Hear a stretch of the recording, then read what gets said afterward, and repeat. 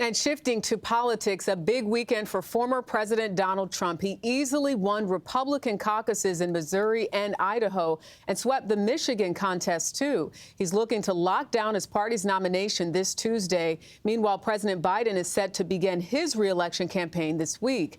CBS News has new polling out showing that today shows Donald Trump leading President Biden right now among likely voters. For more on that, let's check in with CBS's Skyler Henry, who's at the White House. Good evening, Skyler.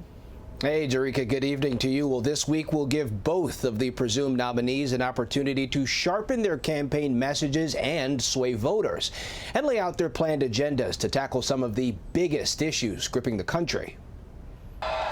Over the past week, it's been sort of in a rocket. We've been launching like a rocket to the Republican nomination. Former President Trump drew crowds during his campaign rally in Richmond, Virginia, Saturday. Primary voters there and in 15 other states will head to the polls for Super Tuesday this week. A critical moment as both Trump and President Biden are the overwhelming frontrunners to earn their party's nominations. Last week, both the former president and Biden clashed in Texas as border policy tops a mounting list of political hot-button issues. Instead of playing politics with the issue, why don't we just get together and get it done?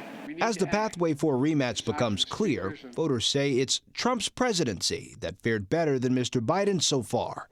A new CBS News poll out today shows 46% of registered voters remember the Trump-era presidency as excellent or good, compared to President Biden's 33%, largely based on the state of the economy.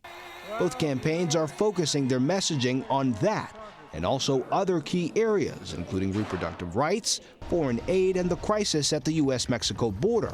We need Congress to have a spine, do its job, which is work for the American people. President Biden is expected to reiterate that call to action when he delivers his State of the Union address to Congress this Thursday.